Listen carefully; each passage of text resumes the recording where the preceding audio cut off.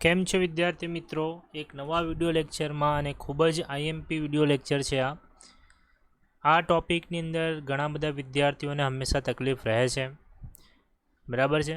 અને આ વિડિયો લેક્ચરની અંદરથી આ ટોપિકમાંથી એકને એક સવાલ તમારા એક્ઝામમાં દેખાય જ છે. તે આ ખૂબ જ ઇમ્પોર્ટન્ટ ટોપિક બની જાય છે આ ચેપ્ટરનું હવે, કેમ કે પછાડીનો અમુક જે ભાગ છે આપણા સિલેબસમાંથી કટ કરેલો છે. તો આ જે પોર્શન છે ખૂબ જ આઈએમપી પોર્શન બની જાય છે. હવે આપણે સમજીએ પૃથ્વીનું ચુંબકત્વ, અથવા એને આપણે ઇંગ્લિશમાં કહીએ તો ધ અર્થ મેગ્નેટિઝમ. હવે એનો ખ્યાલ મેળવતા કરતાં પહેલાં આપણે એક ચર્ચા કરીએ કે જ્યારે કોઈ ચુંબકીય સોયને તમે પૃથ્વી પર મૂકો છો, સમજો આ પૃથ્વી છે અને પૃથ્વી પર જ્યારે તમે ચુંબકીય સોય મૂકો છો અને એ ચુંબકીય સોય તમને ઉત્તર અને દક્ષિણી દિશા બતાવે છે, બરાબર છે. એ ચુંબકીય સોય તમને કઈ દિશા બતાવે છે? ઉત્તર અને દક્ષિણ દિશા બતાવે છે. તો ઉત્તર અને દક્ષિણ દિશા જ કેમ બતાવે છે? આપણે કોઈ દિવસ વિચાર્યું એવું કે ચુંબકીય સોય એ પૂર્વ અને પશ્ચિમ દિશા કેમ નથી બતાવતી?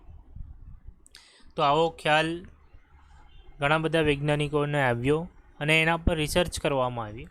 રિસર્ચ કરતાં ખબર પડી કે તમે જે પૃથ્વીની સપાટી પર ચુંબકીય સોયને મૂકો છો એ ચુંબકીય સોય પૃથ્વીનું ચુંબકત્વ તેને પોતાની તરફ આકર્ષે છે, બરાબર છે. કે જો પૃથ્વીનું તમે ચુંબકીય સોય અહીંયા મૂકો છો પૃથ્વીની ઉપર, તો આ એમનું ઉત્તર ધ્રુવ છે અને આ દક્ષિણ ધ્રુવ છે.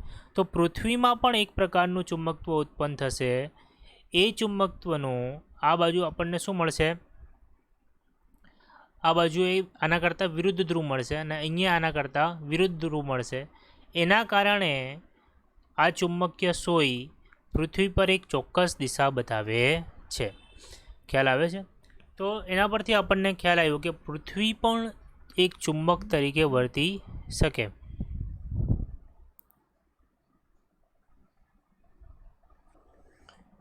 તો પૃથ્વી પણ એક ચુંબકની જેમ વર્તી શકે છે.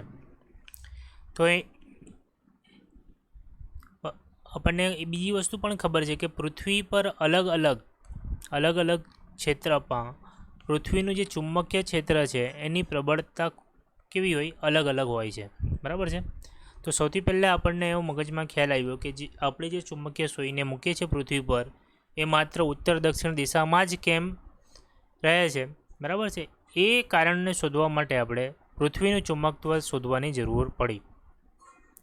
અને આપણે એક વસ્તુ જાણીએ છીએ કે પૃથ્વીનું જે ચુંબકત્વ હોય છે તે પૃથ્વીના અલગ અલગ બિંદુએ તેની તીવ્રતા અલગ અલગ હોય છે. એવું કેમ હોય છે એ પણ આગળ આપણે જોઈશું. લગભગ તેની તીવ્રતા છે 10⁻⁵ ટેસ્લાના ક્રમની હોય છે, બરાબર. પૃથ્વીની જે ચુંબકત્વ ઉત્પન્ન થાય છે તેની તીવ્રતા લગભગ 10⁻⁵ ટેસ્લા જેટલી હોય છે. હવે આપણે લોકોના મગજમાં એવો ખ્યાલ આવ્યો કે પહેલાંના લોકો એવું માનતા હતા કે પૃથ્વી એક ચુંબક છે, બરાબર. પૃથ્વી એક ચુંબકની જેમ વર્તે છે. એનો મતલબ એવો થાય કે પૃથ્વીની અંદર કોઈ ગજ્યો ચુંબક આવેલો હોવો જોઈએ, આટલો મોટો, બરાબર. પૃથ્વીની અંદર શું આવેલો હોવો જોઈએ? એક ગજ્યો ચુંબક આવેલો હોવો જોઈએ અને એક એનો એસ ધ્રુવ હોવો જોઈએ અને એક એનો એન ધ્રુવ હોવો જોઈએ, બરાબર છે. એટલે એન ધ્રુવમાંથી ચુંબકીય ક્ષેત્ર રેખાઓ બહાર નીકળે અને એ એસ ધ્રુવમાં દાખલ થાય. પહેલાંના લોકો એવું માનતા હતા કે પૃથ્વીના અંદર પેટાળમાં કોઈ ચુંબક આવેલું હોવું જોઈએ, તેના કારણે જ પૃથ્વી ચુંબકની જેમ વર્તે છે. પરંતુ જે આ ખ્યાલ હતો એ માત્ર એક કાલ્પનિક ખ્યાલ હતો. આની કોઈ હકીકત હતી નહીં કે પૃથ્વીના પેટાળમાં કોઈ ચુંબકત્વ હોય. એવી કોઈ પણ પ્રકારનું એના પર રિસર્ચ કરવામાં આવતા આવા કોઈ પુરાવા મળ્યા નથી. તો આજે એક તમે વિચારેલું લોકોએ પહેલે કે પૃથ્વીની અંદર એક ચુંબક એટલે કે બાર મેગ્નેટ છે, ગજ્યો ચુંબક છે, તે એ આખી માન્યતા કેવી પડી? ખોટી પડી. પછી લોકોને વિચારવાની જરૂર પડી કે જો પૃથ્વીની અંદર ચુંબકીય ક્ષેત્ર નથી, એટલે કે પૃથ્વીની અંદર ગજ્યો ચુંબક નથી, તો પૃથ્વીનું ચુંબકીય ક્ષેત્ર કઈ રીતે ઉત્પન્ન થાય છે?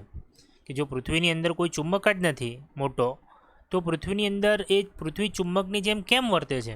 તો એના માટે લોકોએ રિસર્ચ કર્યું અને વિચાર્યું કે પૃથ્વીનો જે પેટાળ છે, પેટાળના વિસ્તારની અંદર ધાતુઓ પ્રવાહી સ્વરૂપમાં હોય છે. ધાતુ કેવા સ્વરૂપમાં હોય છે? પ્રવાહી સ્વરૂપમાં હોય છે. ધાતુઓ પ્રવાહી સ્વરૂપમાં હોય છે, તેમાં પણ નિકલ અને લોખંડ જેવી ધાતુઓ આમાં પ્રવાહી સ્વરૂપમાં હોય. હવે આ લોખંડ અને નિકલ જેવી ધાતુઓ જ્યારે પૃથ્વી પોતાની ધરી પર પરિભ્રમણ કરે, પૃથ્વી પોતાની ધરી પર જ્યારે તે પરિભ્રમણ કરે છે, તો તેના પેટાળમાં રહેલી ધાતુઓ પણ પરિભ્રમણ કરે છે. અને જ્યારે ધાતુઓનું પરિભ્રમણ થાય તો તેમાં વિદ્યુત પ્રવાહનું નિર્માણ થાય. બરાબર છે. ધાતુમાં રહેલા ઇલેક્ટ્રોન પરિભ્રમણ પામે અને એના કારણે તેની અંદર વિદ્યુત પ્રવાહનું શું થાય? નિર્માણ થાય. અને આપણને ખબર છે આના પહેલાંના ચેપ્ટરની અંદર કે જ્યારે કોઈ તારમાંથી વિદ્યુત પ્રવાહ પસાર કરવામાં આવે તો તેના આસપાસના વિસ્તારમાં ચુંબકીય ક્ષેત્ર ઉત્પન્ન થાય છે. મતલબ આ જે પ્રવાહો છે, આ જે ધાતુઓ છે એના અંદર વિદ્યુત પ્રવાહ ઉત્પન્ન થાય તો એ વિદ્યુત પ્રવાહના કારણે તેની આસપાસ ચુંબકીય ક્ષેત્ર ઉત્પન્ન થાય છે. અને આ કારણસર પૃથ્વીની અંદર ચુંબકીય ક્ષેત્ર એટલે કે આ કારણસર પૃથ્વી ચુંબકની જેમ વર્તે છે. અને આ જે અસર કહે છે એને ડાયનેમો અસર તરીકે ઓળખવામાં આવે છે. બરાબર છે. એ જ વસ્તુ મેં તમને અહીંયા લખીને આપેલી છે કે પૃથ્વીના કેન્દ્રના ભાગમાં એટલે કે ગર્ભમાં ની બહારના વિસ્તારમાં રહેલા પીગળેલ પ્રવાહી મોટેભાગે લોખંડ અને નિકલ, બરાબર, મોટેભાગે લોખંડ અને નિકલની સંવહન ગતિના કારણે એટલે કે તેની ગતિના કારણે તેમાં શું ઉત્પન્ન થાય છે? વિદ્યુત પ્રવાહ ઉત્પન્ન થાય છે, જેના કારણે તેની આસપાસ શું ઉત્પન્ન થાય છે? ચુંબકીય ક્ષેત્ર. અને આ અસરને આપણે શું કહીએ છીએ? ડાયનેમા અસર. તો તમને એક માર્કમાં ક્વેશ્ચન પૂછાય કે ડાયનેમા અસર અથવા ડાયનેમો અસર કોને કહેવામાં આવે છે? તો તમે લખી શકો કે પૃથ્વીની અંદર રહેલી ધાતુઓ પૃથ્વીની ગતિના કારણે એ ગતિ કરે છે અને તેમાં વિદ્યુત પ્રવાહ ઉત્પન્ન થાય છે. અને એ વિદ્યુત પ્રવાહના કારણે તેની આસપાસ ચુંબકીય ક્ષેત્ર ઉત્પન્ન થાય છે. પૃથ્વીમાં બનતી આ ઘટનાને, આ અસરને ડાયનેમા અસર તરીકે ઓળખવામાં આવે છે. બરાબર છે. અહીંયા સુધી તમને ક્લિયર થઈ ગયું? તો આપણે ચર્ચા કરી કે પૃથ્વી એક ચુંબક તરીકે વર્તે છે. તો પહેલાં ગજિયા ચુંબકનો ખ્યાલ આપણે ખોટો પાડ્યો કે પહેલાંના જમાનામાં લોકો શું વિચારતા હતા કે પૃથ્વીની અંદર ગજિયો ચુંબક છે. તે માન્યતા કેવી છે? ખોટી છે. બરાબર. પહેલે લોકો એવું વિચારતા હતા કે પૃથ્વીની અંદર ગજિયો ચુંબક છે, પરંતુ તે માન્યતા કેવી છે? ખોટી છે. પછી જે માન્યતા પછી આપણે અસર ઉત્પન્ન તો થાય છે ચુંબકીય ક્ષેત્ર, તો એનું બીજું કારણ શું છે? તો બીજું કારણ છે ડાયનેમો અસર. બરાબર. ડાયનેમો અસર શું છે તે પણ આપણે ભણી ગયા. બીજી વસ્તુ આપણે જોઈએ કે જે રીતે ગજિયા ચુંબકની ક્ષેત્ર રેખાઓ હોય છે એ જ રીતે પૃથ્વીમાં ઉત્પન્ન થતા ચુંબકીય ક્ષેત્રની પણ ક્ષેત્ર રેખાઓ હોય છે. બરાબર છે. કે જેમ ચુંબકીય ક્ષેત્રની એટલે કે ગજિયા ચુંબકની ક્ષેત્ર રેખાઓ હોય છે એ જ પ્રકારે પૃથ્વીની અંદર ઉત્પન્ન થતા ચુંબકીય ક્ષેત્રની પણ ક્ષેત્ર રેખાઓ હોય છે. બરાબર છે. હવે તમે વિચારો કે ચુંબકીય સોયને તમે જ્યારે આ રીતે મૂકો છો પૃથ્વીની સપાટી પર, તો તે કંઈક આ રીતે ઉપરના ભાગમાં એ શું બતાવે છે?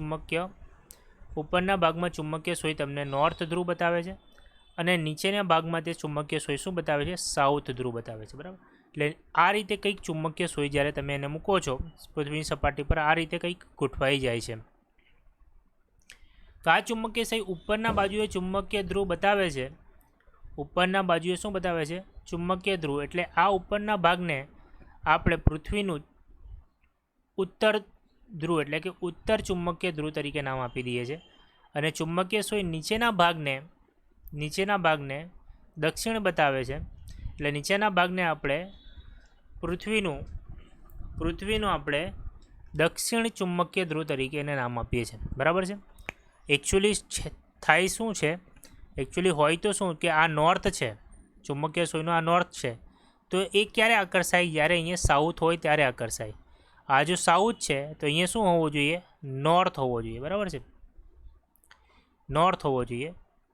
એકચ્યુઅલી તો હોય શું? પૃથ્વીનો આ બાજુ સાઉથ ધ્રુવ હોય અને આ બાજુ નોર્થ ધ્રુવ હોય, પરંતુ એને નામકરણ કરતી વખતે આપણે માત્ર જે ચુંબકીય સોય જે દર્શાવે છે એ જ ધ્રુવને આપણે શું નામ આપી દીધેલું છે? ઉત્તર ધ્રુવ.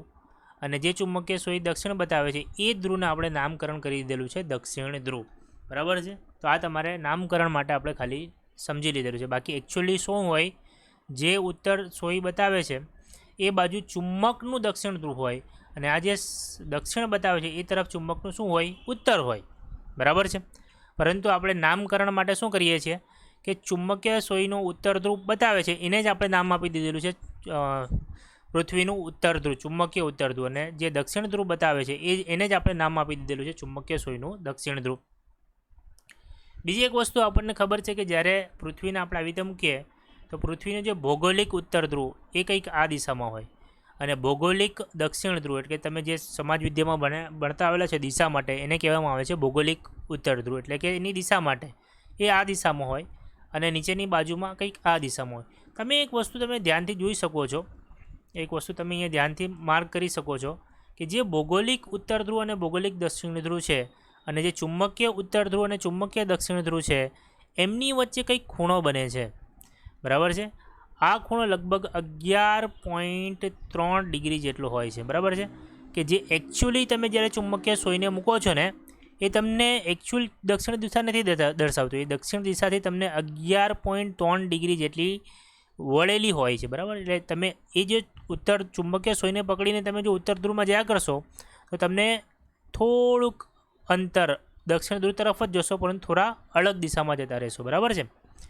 તો આ વસ્તુ તમારે ધ્યાન રાખવાની છે કે જે ભૌગોલિક ઉત્તર ધ્રુવ દક્ષિણ ધ્રુવ છે અને જે ચુંબકીય ઉત્તર ધ્રુવ દક્ષિણ ધ્રુવ છે એમની વચ્ચે અમુક ખૂણો બને છે, એ ખૂણાનું મૂલ્ય હોય છે 11.3 ડિગ્રી, બરાબર છે. ખ્યાલ આવે છે? તો તમે અહીંયા આકૃતિમાં તમે ધ્યાનથી જોઈ શકો છો કે આ જે ઉપરની આ રેખા દેખાય છે તમને, આ તમને ભૌગોલિક દક્ષિણ ધ્રુવ દર્શાવે છે, આ ઉપરનો જે ભાગ છે તમને ભૌગોલિક ઉત્તર ધ્રુવ દર્શાવે છે અને આ જે વસ્તુ તમને આ લાઈન દેખાય છે આ લાઈન તમને ચુંબકીય અક્ષ દર્શાવે છે, આ ચુંબકીય અક્ષ, અને આ જ લાઈન તમને જેને અનુલક્ષીને પૃથ્વી પરિભ્રમણ કરે છે આને તમે પરિભ્રમણ અક્ષ તરીકે ઓળખો છો, બરાબર છે. તો આ જે પરિભ્રમણ અક્ષ છે અને આ જે એને ક્રોસમાં તમને દેખાય છે એ ચુંબકીય અક્ષ છે, બરાબર, કેમ કે ચુંબકીય ઉત્તર ધ્રુવ આ દિશામાં છે અને ચુંબકીય દક્ષિણ ધ્રુવ આ દિશામાં છે. તો એમની વચ્ચે જે આ ખૂણો બને છે એ ખૂણો કેટલો હોય છે? 11.3 ડિગ્રી જેટલો આ ખૂણો હોય છે અને આ તમારું થઈ જાય ચુંબકીય ઉત્તર ધ્રુવ, આ તમારું થઈ જાય ચુંબકીય દક્ષિણ ધ્રુવ. એટલે તમે જો અહીંયા ધ્યાનથી સમજજો તો આ જે ચુંબકીય દક્ષિણ ધ્રુવ તમે જે નામ આપેલું છે ચુંબકીય દક્ષિણ ધ્રુવ અને ચુંબકીય ઉત્તર ધ્રુવ, તો અહીંયા તમે ધ્યાનથી સમજજો કે ક્ષેત્રરેખાઓ એનમાંથી નીકળે અને એસમાં દાખલ થાય, બરાબર ને. ક્ષેત્રરેખાઓ હંમેશા ક્યાંથી નીકળે? એનમાંથી જ નીકળે અને એસમાં દાખલ થાય. તો આ એકચ્યુઅલી છે શું પૃથ્વીનું? આ એકચ્યુઅલી પૃથ્વીનું છે નોર્થ ધ્રુવ અને આ એકચ્યુઅલી છે શું પૃથ્વીનું સાઉથ ધ્રુવ, પરંતુ નામ આપણે આપેલું છે, એનું નામ આપણે ઊંધું આપેલું છે. કેમ કે ચુંબકીય સોય આ દિશામાં બતાવે છે એ ઉત્તર ધ્રુવ બતાવે છે અને આ દિશામાં દક્ષિણ ધ્રુવ બતાવે છે, એટલે ડાયરેક્ટ એનું નામ આપણે ઉત્તર અને દક્ષિણ આપેલું છે. પરંતુ જો તમને ખબર છે કે જો ઉત્તર ધ્રુવ આ દિશામાં હોય તો એ ત્યારે જ આ દિશામાં રહે કે જ્યારે પૃથ્વીનું દક્ષિણ ધ્રુવ આ દિશામાં હોય, બરાબર છે. એટલે ચુંબકીય સોયનું જો સાઉથ આ બાજુ છે, બરાબર છે, ચુંબકીય સોયનું જો સાઉથ આ બાજુ છે તો એની વિરોધી દિશાનું એટલે કે નોર્થ, પૃથ્વીનું નોર્થ આ બાજુ હોવું જોઈએ, બરાબર છે, પૃથ્વીનું નોર્થ આ બાજુ હોવું જોઈએ. પરંતુ આપણે જેમ ચર્ચા કરી આગળ પણ કે ચુંબકીય સોયની જે દિશા છે નોર્થ એને જ આપણે દક્ષિણ ચુંબકીય ધ્રુવ કહી દીધું છે અને ચુંબકીય સોયની જે ઉત્તર ધ્રુવ બતાવે છે એને જ આપણે નામકરણ માટે ઉત્તર ધ્રુવ આપેલું છે. એટલે અહીંયા જે દક્ષિણ ધ્રુવમાંથી તમને ચુંબકીય ક્ષેત્ર રેખાઓ બહાર નીકળતી દેખાય છે પણ એકચ્યુઅલી ઉત્તર ધ્રુવમાંથી નીકળતી હોય છે. પણ આ આકૃતિ આપણી કેવી છે? સાચી છે. અહીંયા તમને બાજુમાં દોરીને બતાવું. સમજો આ પૃથ્વી છે, બરાબર છે, આ તમારો ભૌગોલિક અક્ષ. હવે જ્યારે તમે ચુંબકીય સોયને મૂકો છો આવી રીતે, ચુંબકીય સોયને તમે જ્યારે મૂકો, ધ્યાનથી સમજજો આ વસ્તુ, ચુંબકીય સોયને જ્યારે મૂકો છો તો આ ઉપરની તમને નોર્થ બતાવે છે અને નીચેની આ શું બતાવે? સાઉથ બતાવે, બરાબર છે. હવે આપણને ખબર છે કે ચુંબકના અપોઝિટ એટલે કે વિરોધી ધ્રુવો જ એકબીજાને આકર્ષાય. તો જો આ દિશામાં સ્ટેબલ રહી છે એનો મતલબ એવો થાય કે પૃથ્વીનો એસ આ બાજુ હશે, એટલે પૃથ્વીનો જો ચુંબક તરીકે વર્તે તો પૃથ્વીનો સાઉથ આ બાજુ હશે અને પૃથ્વીનો નોર્થ આ બાજુ હશે, બરાબર છે. એટલે આમાંથી ચુંબકીય ક્ષેત્ર રેખાઓ આપણે બહાર નીકળતી આવી રીતે બતાવેલી છે. ખ્યાલ આવે છે? નોર્થમાંથી બહાર નીકળે અને સાઉથમાં દાખલ થાય, બરાબર. તો કંઈક આ પ્રકારનું સ્ટ્રક્ચર છે. પરંતુ આપણે બુકમાં જ્યારે નામકરણ કરીએ છીએ ને આનું ઉત્તરને, ત્યારે આનું નામ ડાયરેક્ટ નોર્થ આપી દઈએ છીએ, કેમ કે આ નોર્થ દિશા દર્શાવે છે, તો આને એકચ્યુઅલી છે સાઉથ, પરંતુ આપણે જ્યારે નામકરણ કરીએ છીએ તો એનું નામ નોર્થ આપી દઈએ. આ એકચ્યુઅલી છે નોર્થ, પરંતુ એનું નામ જ્યારે નામકરણ કરીએ છીએ, જે દિશામાં ચુંબકીય સોય બતાવે છે એ જ નામ આપણે ડાયરેક્ટ આપી દીધેલું છે. બરાબર છે. એ વસ્તુ તમારા મગજમાં એકદમ ક્લિયર હોવી જોઈએ. બરાબર છે. તો હવે તમે જે નામકરણ આપણે બુકમાં આપી દીધેલું એના પ્રમાણે ચાલીશું. તો આપણે આને ઉપરવાળા ભાગને ચુંબકીય દક્ષિણ ધ્રુવ કહી દઈશું, અને આ નીચેવાળા ભાગને આપણે કહી દઈશું ચુંબકીય આપણે શું કહી દઈશું? સાઉથ ધ્રુવ. બરાબર છે. આ નીચેવાળા ભાગને ચુંબકીય સાઉથ ધ્રુવ કહી દઈશું, એટલે આને ચુંબકીય સાઉથ ધ્રુવ, અને ઉપરવાળાને નીચેવાળાને આપણે કહી દઈશું નીચેવાળાને ચુંબકીય સાઉથ ધ્રુવ, અને ઉપરવાળાને ચુંબકીય નોર્થ ધ્રુવ. બરાબર. તો આ નોર્થ પોઈન્ટ થઈ જશે ચુંબકનો, આ સાઉથ પોઈન્ટ થઈ જશે. આટલી વસ્તુ તમારા મગજમાં એકદમ ક્લિયર કટ હોવી જોઈએ. આમાં કોઈ પણ પ્રકારનો ડાઉટ તમારા મગજમાં નહીં હોવો જોઈએ. બરાબર. કે ચુંબકીય ક્ષેત્ર રેખાઓ તો આ બાજુથી બહાર નીકળે છે અને તમે કહો છો આને સાઉથ. એકચ્યુઅલી છે બેટા આ નોર્થ છે. બરાબર છે. આ શું છે? એકચ્યુઅલી નોર્થ છે, પરંતુ આપણે ચુંબકીય સોયની દિશાને જ આપણે દર્શાવી દીધેલી છે, એટલે એનું નામ આપણે ચુંબકીય સાઉથ ધ્રુવ આપીએ છીએ. બરાબર. એકદમ મગજમાં આ વસ્તુ તમે ક્લિયર રાખજો. તો એની અમુક ભૌગોલિક સ્થિતિઓ દર્શાવવામાં આવેલી છે કે જે ચુંબકીય ઉત્તર ધ્રુવ, જે કે આ ઉપરના ભાગમાં છે એનું. હવે આ જે ઉપરનો જે તમને ભાગ બતાવે છે એનું સ્થાન તમને દર્શાવે છે અક્ષાંશ અને રેખાંશમાં. એ 79.74 નોર્થ, કે આ નોર્થથી તમે આ બાજુ 79 ડિગ્રી તમે વળી જાઓ. આ બાજુથી સમજો કે તમે આ બાજુથી 79.74 નોર્થ અક્ષાંશ એટલે કે નોર્થ અક્ષાંશથી તમે આ બાજુ જાઓ, અને વેસ્ટથી 71.8. વેસ્ટ એટલે આ સમજો આ નોર્થ છે, આ સાઉથ છે, તો આ તમારા માટે વેસ્ટ થઈ જશે, અને આ તમારા માટે થઈ જશે ઈસ્ટ. બરાબર. હા.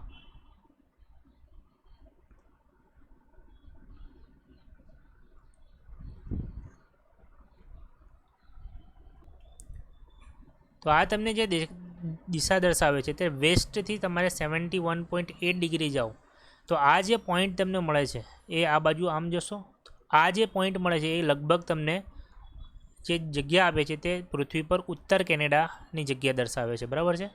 એ જ રીતે જો તમે ચુંબકીય દક્ષિણ ધ્રુવનું સ્થાન જાણવા માંગતા હો તો નીચેની બાજુએ તમે સાઉથમાં 79.74 ડિગ્રી પર જાઓ, સાઉથથી આ બાજુ, અને ઈસ્ટ એટલે ઈસ્ટથી તમે જો આ બાજુ આવો તો આ જે પોઈન્ટ આપે છે એ તમને એન્ટાર્ટિકા એટલે કે તમે પૃથ્વીનો જે ઉત્તર ધ્રુવ છે તે અહીંયા મળશે, એટલે કે કેનેડા બાજુ, અને જે પૃથ્વીનો ચુંબકીય દક્ષિણ ધ્રુવ તમને કંઈક આ દિશામાં મળશે. આ બધી માહિતીઓ તમારે ગૂંચવાની નથી, આ માત્ર ઇન્ફોર્મેશન માટે છે. બરાબર છે.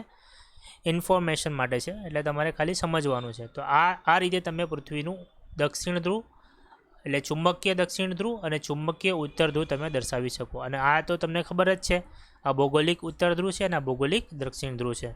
આટલી વિગતો તમારા મગજમાં એકદમ ક્લિયર કટ હોવી જોઈએ. હવે તમને દેખાય છે કંઈક આ રીતે ચુંબકીય ક્ષેત્ર રેખાઓ કંઈક આ રીતે તમને ચુંબકમાંથી બહાર નીકળતી હોય. ચુંબકીય તમારા માટે આ તમારી ભૌગોલિક થઈ જાય, અને આ તમારા માટે ચુંબકીય અક્ષ થઈ જાય. બરાબર. તો આ રીતે ચુંબકીય ક્ષેત્ર રેખાઓ બહાર નીકળે છે અને ચુંબકીય ક્ષેત્ર રચે છે. આટલી વિગતો તમારા એકદમ મગજમાં ક્લિયર હોવી જોઈએ.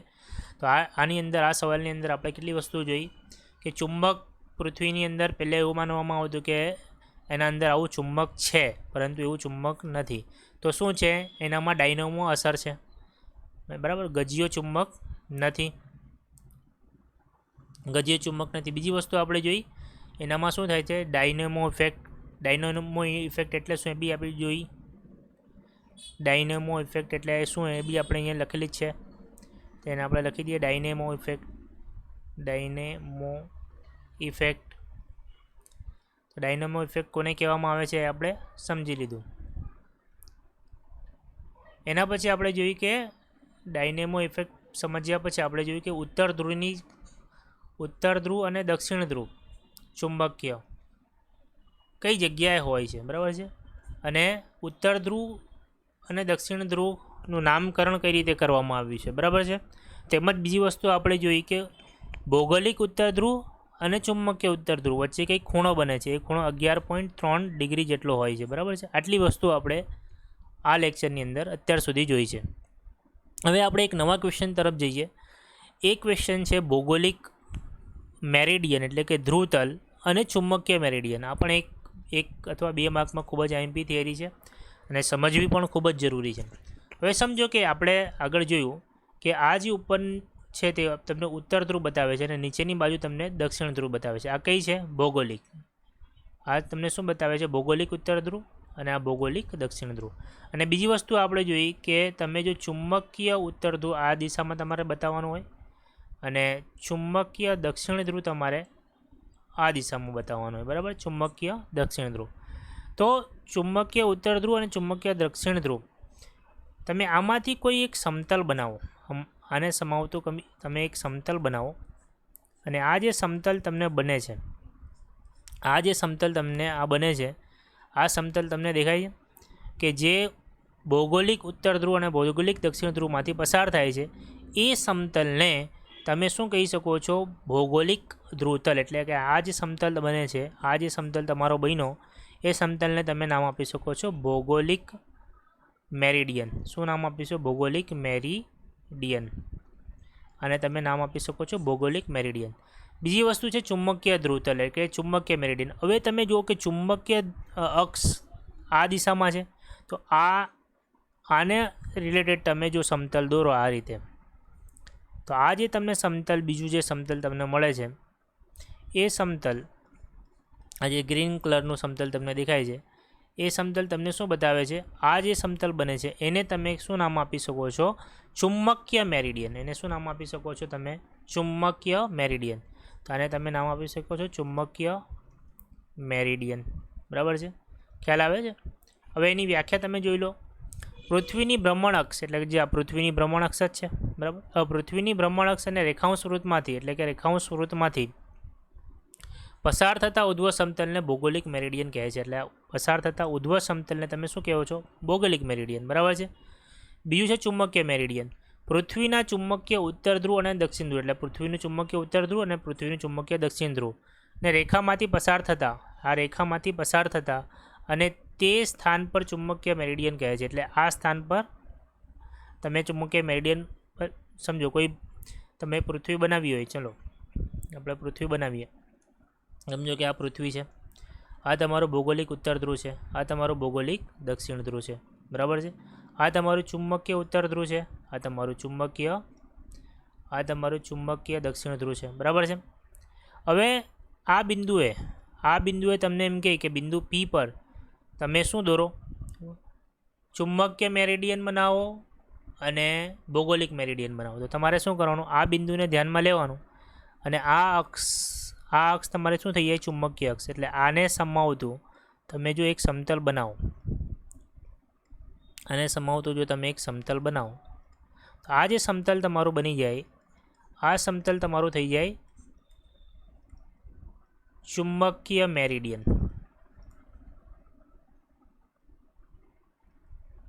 બરાબર. આ જે સમતલ થઈ જાય તમારું શું થઈ જાય? ચુંબકીય મેરિડિયન. આ જે થઈ જાય તમારું શું થઈ જાય? ચુંબકીય મેરિડિયન. હવે તમને એમ કહે કે બિંદુ પી પર તમે ભૌગોલિક મેરિડિયન બનાવો, તો તમને આ ખબર છે આ રેખા તમને શું બતાવે છે? ભ્રમણ અક્ષ. તો આને સાંકળતું અને બિંદુ પીને આવરી લે એવું એક સમતલ તમે બનાવો આવી રીતે. તો આ જે સમતલ બને આને તમે નામ આપી શકો છો ભૌગોલિક મેરિડિયન અથવા જેને ગુજરાતીમાં ધ્રુવતલ તરીકે ઓળખવામાં આવે છે, બરાબર. એકદમ ક્લિયર થઈ ગયું કે કોઈ પણ બિંદુએ તમે ચુંબકીય મેરિડિયન અને ભૌગોલિક મેરિડિયન આ રીતે બનાવી શકો છો, બરાબર. એકદમ ક્લિયર. આમાં કંઈ ડાઉટ? આ રીતે તમે ચુંબકીય મેરિડિયન અને ભૌગોલિક મેરિડિયન કોઈ પણ બિંદુએ બનાવી શકો છો, બરાબર છે. તો આની વ્યાખ્યા તમને ક્લિયર થઈ ગઈ હશે. ચુંબકીય મેરિડિયન કોને કહેવામાં આવે છે અને ભૌગોલિક મેરિડિયન કોને કહેવામાં આવે છે, બરાબર છે. બે વખત તમને સમજાવી દીધું. એના પછી ખૂબ જ આઈએમપી ક્વેશ્ચન તમને વારે પૂછાય છે કે એના પરથી દાખલાઓ પણ પૂછાય છે. નમન કોણ એટલે શું? નમન કોણ એટલે શું એ સમજીએ. એના પહેલાં તમને એક આકૃતિ બતાવું. આ આકૃતિ તમને ધ્યાનથી સમજો. કે જ્યારે કોઈ ચુંબકીય સોયને તમે મુક્ત રીતે લટકી શકે અને એને ચુંબકીય મેરિડિયનમાં જ્યારે મૂકવામાં આવે છે ત્યારે તમે એ સોય થોડીક નમી જાય છે. એ સોય કેવી થઈ છે? થોડીક નમી જાય છે. એટલે સમસ્થિતિ સમજો, આ સમસ્થિતિ શખ્સ આવી રીતે છે તો આ સોય કંઈક નમી ગઈ છે. આ સોય કંઈક નમી ગઈ છે તો આ જે નમન કોણ છે, આ જે ખૂણો બને છે આના સાથે, અહીંયા જે ખૂણો બને છે, આ સમજો આ જે ખૂણો બને છે એને તમે નમણ કોણ તરીકે ઓળખી શકો છો. કે ચુંબકીય સોય સમક્ષિતિજ સાથે જે ખૂણો બનાવે છે એને આપણે શું કહીએ છીએ? નમન કોણ, અથવા એ થીટા કોણને આપણે આઈ વડે દર્શાવીએ છીએ. એટલે જ્યારે ચુંબકીય સોયને તમે આવી રીતે મૂકો છો તે કંઈક આગળની બાજુએ ટિલ્ટેડ એટલે કે નમી જાય છે. તો એ કેટલા ખૂણે નમે છે? જ્યારે તમે એને ચુંબકીય મેરિડિયનમાં મૂકો, એટલે કે ચુંબકીય સમતલ મેરિડિયનમાં મૂકો ત્યારે તે આગળની તરફ થોડી નમી જાય છે. એ નમે છે એને એનું નમન કોણ તરીકે ઓળખવામાં આવે છે. બરાબર છે? અને એનું શું કહેવામાં આવે છે? નમન કોણ તરીકે એને ઓળખવામાં આવે છે. હવે એની વ્યાખ્યા જરા જોઈ લઈએ. જો ચુંબકીય સોયને ચુંબકીય ધ્રુવતલમાં સમક્ષિતિજ અક્ષ સાથે એવી રીતે સંતુલિત કરેલી હોય કે તે ચુંબકીય ધ્રુવતલમાં દોલન કરી શકે તો આ સોય સમક્ષિતિજ સાથે જે ખૂણો બનાવે છે તેને નમન કોણ તરીકે ઓળખવામાં આવે છે. બરાબર છે? ખ્યાલ આવે છે તમને? તો આ જે સોય તમને દેખાય છે, આ સોયને સમજો કે તમે, આ તમારું ચુંબકીય મેરિડિયન છે, આ તમારું ઉત્તર ધ્રુવ છે ચુંબકીય, બરાબર છે? આ તમારું દક્ષિણ ધ્રુવ છે ચુંબકીય, બરાબર છે? આ તમારું ચુંબકીય ઉત્તર ધ્રુવ, ચુંબકીય દક્ષિણ ધ્રુવ. અહીંયાથી તમે એક સમતલ બનાવેલું છે, સમજો અહીંયાથી તમે એક સમતલ બનાવો છો. એ સમતલને શું કહેવામાં આવે છે? એ સમતલને આપણે ચુંબકીય મેરિડિયન તરીકે ઓળખીએ છીએ. એ સમતલને આપણે ચુંબકીય મેરિડિયન તરીકે ઓળખીએ છીએ. આ જે સમતલ બને છે એને આપણે ચુંબકીય મેરિડિયન કહીએ.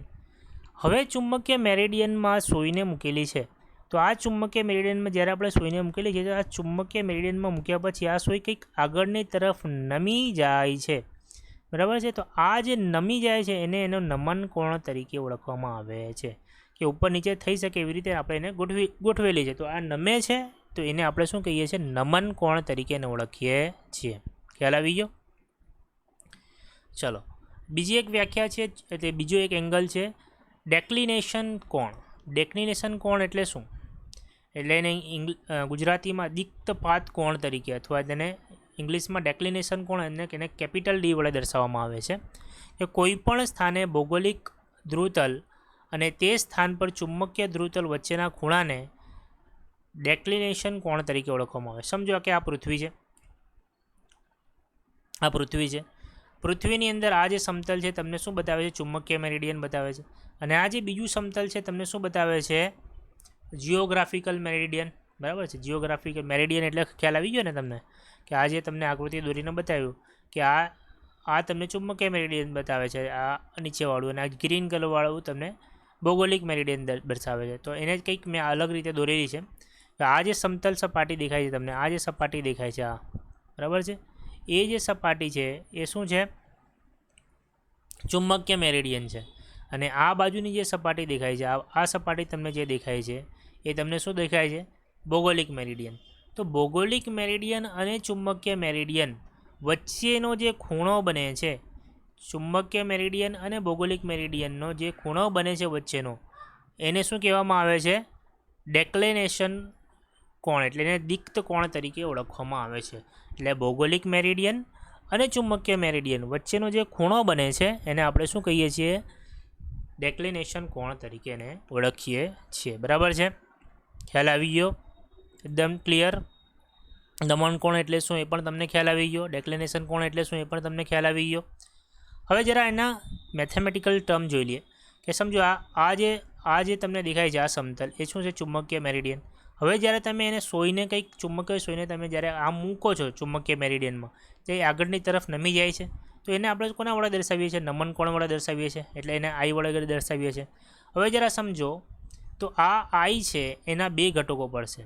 એક આ દિશામાં ઘટક પડશે અને એક આ દિશામાં ઘટક પડશે. આ દિશામાંના ઘટકને આપણે લંબ ઘટક વડે દર્શાવી શકીએ અને આ દિશાને ઘટકને આપણે હોરિઝોન્ટલ ઘટક તરીકે દર્શાવી શકીએ.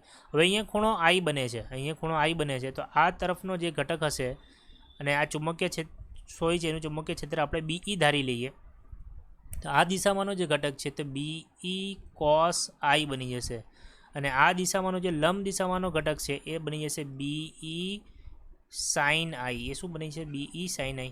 આ બાજુનો જે આ સદિશ છે BE, એના બે ઘટકો પડશે, એક આ બાજુનો ઘટક, એક આ બાજુનો ઘટક.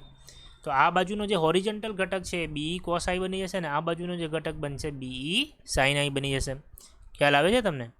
તો એને આપણે લખી શકીએ આના પરથી સમીકરણ HE is equal two BE cos I, એટલે આ બાજુનો હોરિઝોન્ટલ ઘટક છે તે આ, અને એનો જે લંબ ઘટક છે ZE વડે દર્શાવી શકીએ, તો અથવા એને જરા ક્રોસ ZE તરીકે પણ દર્શાવી શકાય. તો એ જે BE sin I બની જશે, બરાબર છે, એના બે ઘટકો.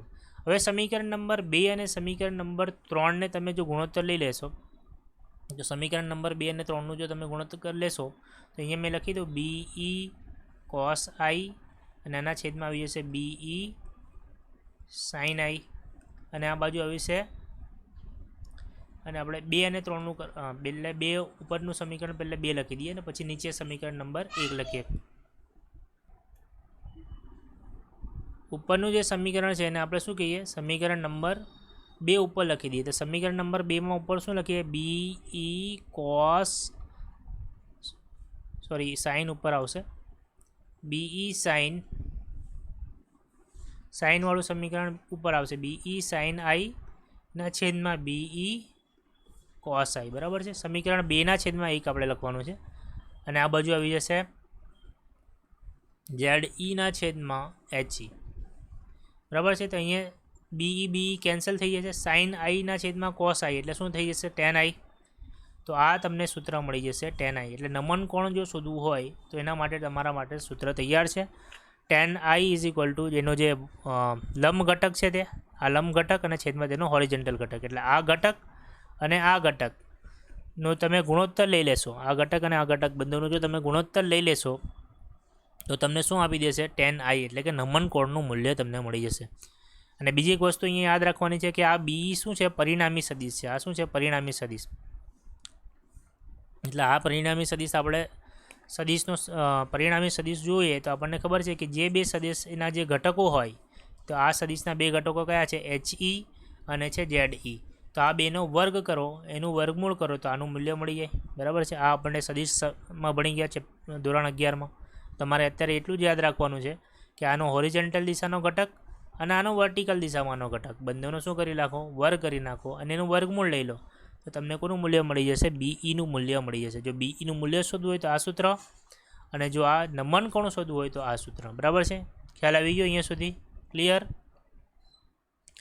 હવે જરા એક એક્સ્ટ્રા વિગતો છે તે જરા સમજી લઈએ કે જો એને એપરેન્ટ એંગલ, કે એને આપણે ગુજરાતીમાં કહીએ કે આપણે નમન કોણ તો સમજી ગયા, તો નમન કોણની જગ્યાએ એપરેન્ટ નમન કોણ એટલે કે આભાસી નમન કોણ, એ સમજી લઈએ જરા. કે જો તમે ચુંબકીય સોયને, હવે સમજો, જો તમે ચુંબકીય સોયને ચુંબકીય મેરિડિયનમાં મૂકો તો એ તમને શું આપે છે? નમન કોણ આપે છે, I આપે છે. પરંતુ જો આ ચુંબકીય સોયને તમે ચુંબકીય મેરિડિયનમાં ન મૂકતા તમે કોઈ બીજા મેરિડિયનમાં મૂકો છો, બરાબર, બીજા કોઈ પણ મેરિડિયનમાં મૂકો, એટલે ભૌગોલિક મેરિડિયનમાં મૂકો અથવા કોઈ બીજું પૃથ્વીના કોઈ બીજા મેરિડિયનમાં મૂકો, તો તે જે એંગલ આપે છે એને એંગલ ઓફ એપરેન્ટ કહે છે. એ એંગલ આપણે ધારી લઈએ કે કેટલો છે? થીટા છે. એ એંગલ આપણે ધારી લઈએ કેટલો છે? થીટા છે. તો સમજો, તો આ થીટા આ બાજુ છે, તો આના બે ઘટકો પડશે. હવે આ સોય આ બાજુ આવી ગઈ, પહેલે આ સોય કેવી હતી? આ આમ હતી. હવે આ સોય ક્યાં આવી ગઈ? આ બાજુ આવી ગઈ. તો હવે આના કેટલા ઘટકો પડશે? એક આ બાજુ ઘટક પડશે આ, અને એક આ નીચેની તરફ બે ઘટકો પડશે, બરાબર છે. અને આ જે ખૂણો છે આપણે આલ્ફા માની લઈએ, બરાબર. ડી ક્યારે લેવાનો? જ્યારે આ ચુંબકીય મેરિડિયન હોય અને આ જિયોગ્રાફિકલ મેરિડિયન હોય. તો આ જિયોગ્રાફિકલ મેરિડિયન અને ચુંબકીય મેરિડિયન હોય, તો આ કોઈ બીજું મેરિડિયન હોય, સમજો આ કોઈ બીજું મેરિડિયન હોય, તો એના માટે આપણે આના માટે આલ્ફા લઈ શકતા નથી. આ આપણે ભૌગોલિક મેરિડિયન નથી, આ અન્ય મેરિડિયન છે. અન્ય મેરિડિયન, કોઈ પણ મેરિડિયન હોઈ શકે, અન્ય મેરિડિયન. આ જ ભૌગોલિક મેરિડિયન હોય તો આપણે અહીંયા શું લખી શકીએ? ડી લખી શકીએ, બરાબર, ડેક્લિનેશન એંગલ, બરાબર છે. તો આ કોઈ બીજું મેરિડિયન હોય તો એની અંદર જો સોય મૂકવામાં આવે તો એના બે ઘટકો પડે, HE અને ZE. તો આ બાજુનો જે ઘટક છે, સમજો આ આમની વચ્ચે, આ જો આકૃતિ દોરીએ તો આમની વચ્ચે કેટલો ખૂણો બને છે? આલ્ફા. તો આ ZEનો એક ઘટક એટલે આ બાજુ છે એ શું બની જશે? આનો એક ઘટક બની જશે. સમજો HEનો એક ઘટક બની જશે આ. તો આ તમે HE ડેશ એટલે આનું મૂલ્ય તમારે લખવું હોય તો HE cos આલ્ફા લખી શકો. શું લખો? HE cos alpha. બરાબર છે, કેમ કે આ HEનો એક ઘટક છે. HEનો તમે એક ઘટક બનાવો છો ત્યાં આ બની જાય છે. બરાબર છે, તો આ સમીકરણ લખી શકો. અને એનો જે બીજો ઘટક છે આનો જે થીટાવાળો આનો જે બીજો ઘટક છે તે નીચેની તરફ હશે. એ તો આપણને ખબર છે ZE એ શું છે? BE sin I. આગળ બી આપણે જોઈએ. તો જો તમે આ થીટા ખૂણો શોધવો હોય તો તમે આ બેનો ગુણોત્તર લઈ લો. તો tan theta is equal to ZEના છેદમાં HE. તો આ બંનેની કિંમત તમે અહીંયા મૂકી દો એટલે BE sin I ના છેદમાં HE cos આલ્ફા. આ વધારેનું છે. આટલી વિગત તમે ન સમજો તો પણ ચાલશે. તમારે આટલી વસ્તુ અહીંયા સુધી સમજવી જરૂરી છે. અહીંયા સુધી આટલી વસ્તુ તમારે સમજવી જરૂરી છે. બરાબર છે, તો આટલી વસ્તુ તમને સમજ પડી જશે તો ઘણા બધા દાખલાઓ સોલ્વ થઈ જશે. બરાબર છે, અને ઘણી બધી ઘણા બધા તમારા કન્સેપ્ટ ક્લિયર થઈ જશે. બરાબર છે, ને આ વિડીયો તમારે 2 વખત તો કમસે કમ જોવાનો જ છે, તો જ તમને ખ્યાલ આવશે. એક વખતમાં ખ્યાલ નહીં આવશે. બરાબર છે. હવે આ વિડીયો જો તમને સારો લાગતો હોય તો તમારા જે મિત્ર હોય એને શેર કરો, વિડીયોને લાઇક કરો અને ચેનલને સબસ્ક્રાઈબ કરો. Thank you very much. મળીએ નેક્સ્ટ વિડીયો લેક્ચરમાં. ધન્યવાદ.